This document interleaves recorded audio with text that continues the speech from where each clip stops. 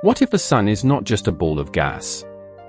What if everything modern science tells you about the sun, the plasma, the nuclear fusion, the electromagnetic radiation, is true, and also profoundly incomplete? What if, for thousands of years before telescopes and satellites and spectral analysis, human beings understood something about the sun that we have since forgotten? Not because they were primitive, because they were paying a different kind of attention. Today, we are going to look at the sun through a lens that modern thought rarely allows. Not instead of science. Beyond it. Because what ancient civilizations encoded into their temples, their rituals, their cosmologies, and their daily prayers about the sun may contain a truth that no instrument has yet been built to measure. Every morning, without fail, the sun rises. And for most people living in the modern world, that rising is background. A detail. Something that happens while they check their phones and drink their coffee. But for the vast majority of human history, spanning continents, cultures, languages, and belief systems that never spoke to each other, the rising of the sun was the most sacred event of the day. Not metaphorically sacred. Literally sacred. Something to be greeted. Honored. Spoken to. Received. From the pyramids of Egypt to the kivas of the American Southwest. From the Ghats of the Ganges River to the stone circles of ancient Europe. From the Aztec temples of Mesoamerica to the Shinto shrines of Japan. Every civilization that has ever existed on this planet looked up at the same star and saw something more than light. They saw a living presence. A divine intelligence. A source not just of warmth and visibility, but of consciousness itself. The question worth asking is not whether they were right or wrong. The question worth asking is, what were they experiencing that we have stopped experiencing? Here is the honest tension at the heart of this conversation. We live in an age that has given us extraordinary tools for understanding the physical universe. We can measure the sun's core temperature, approximately 15 million degrees Celsius. We can track its solar cycles. We can predict its flares. We can calculate exactly how many photons strike a square meter of Earth's surface per second. This knowledge is real. It is valuable. It is genuinely remarkable. But it comes with a cost that is rarely acknowledged. When we reduced the sun to its measurable properties, when we moved it from the category of sacred to the category of understood, we lost access to a relationship with it that sustained human beings for millennia. Modern thought tends to treat spiritual interpretations of the sun as poetic at best, delusional at worst. A primitive projection of human psychology onto a hydrogen and helium furnace 150 million kilometers away. But this dismissal raises a question that science has not yet answered. Why, across every human culture that developed independently of each other, did the same conclusion emerge? Why did peoples who never met, who spoke different languages, who had no contact with each other's traditions, all independently arrive at the same understanding? That the sun is alive. That the sun is conscious. That the sun does something to the human being that goes beyond vitamin D and photosynthesis. Either they were all separately and coincidentally wrong, or they were all separately and independently right. Let us travel through three of the world's most ancient and sophisticated spiritual traditions, and hear what they understood about the sun. Ancient Egypt, Ra and the solar consciousness. In ancient Egyptian cosmology, the sun was not a symbol of a god. The sun was the god. Ra, the solar deity, was understood as the supreme creative intelligence of the universe. The force through which all life was called into being.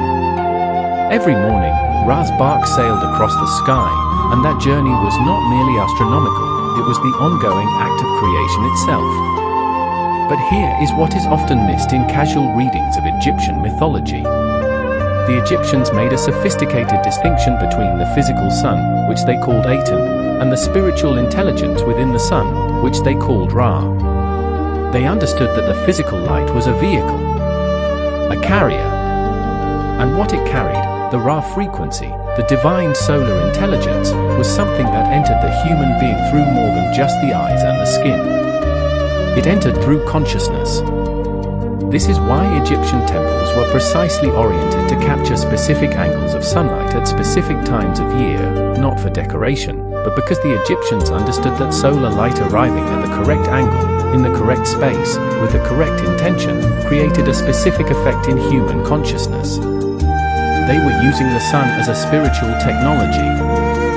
Native American traditions, the sun as living relative. Across the diverse nations of North America, the sun holds a place in spiritual life that cannot be reduced to mythology or metaphor. For the Lakota people, the sun, Wi, is a living being. A relative. Someone to whom one speaks, not about whom one derides.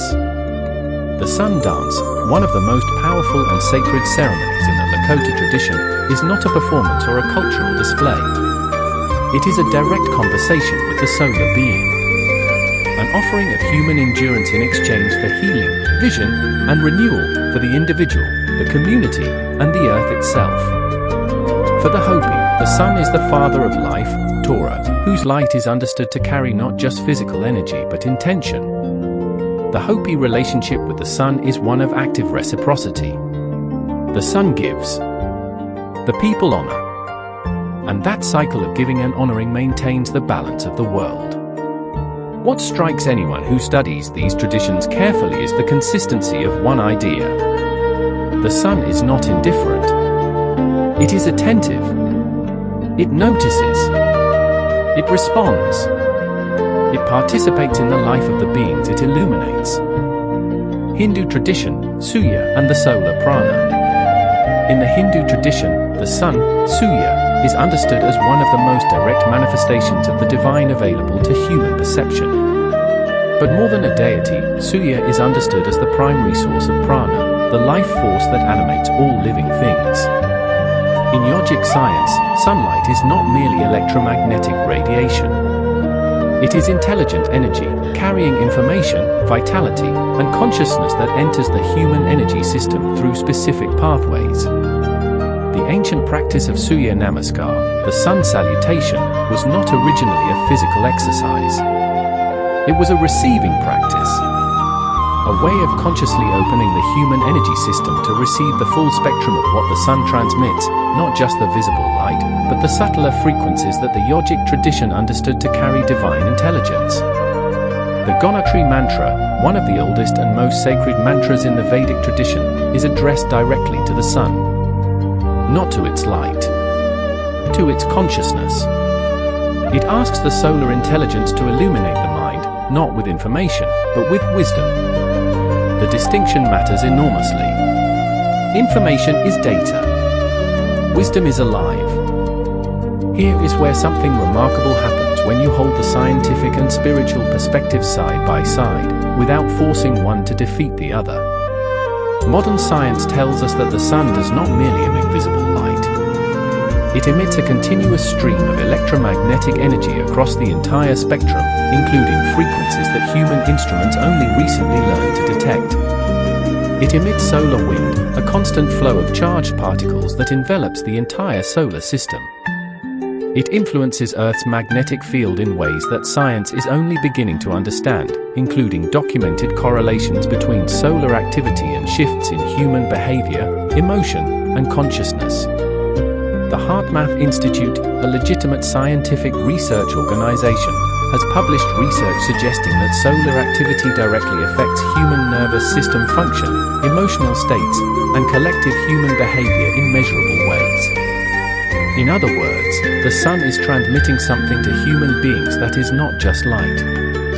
It is transmitting influence. And here is where the spiritual traditions and the emerging science begin, quietly, to speak the same language. What the Egyptians called the Ra frequency, what the Lakota called the living presence of Wi, what the Hindus called solar prana, may not be metaphors for something that does not exist.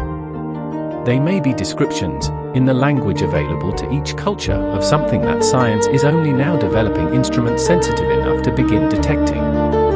The sun does not choose between being a nuclear furnace and being a spiritual intelligence.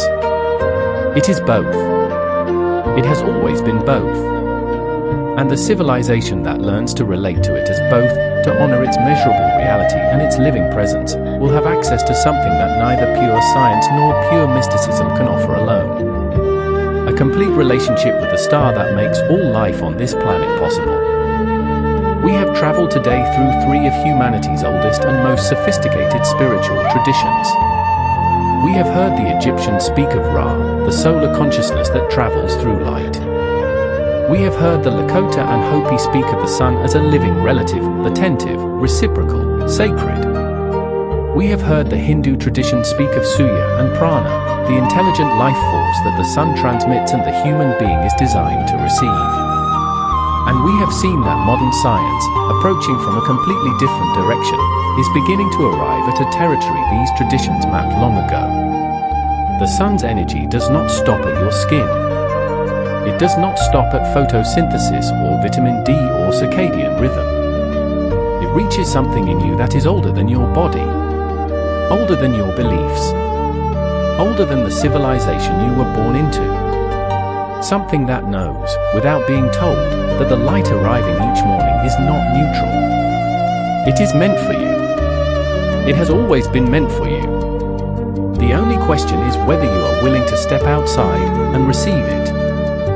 I want to hear from you. Do you have a spiritual relationship with the sun? A practice, a prayer, a ritual, or simply a feeling that arrives when you stand in its light that you have never quite been able to explain? Share it in the comments below.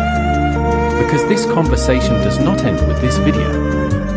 It continues in the space between people who are asking the same questions and finding, in each other, the courage to keep asking them. If this resonated with you, or subscribe. Because we are only just beginning. The sun is one doorway. There are many more to open.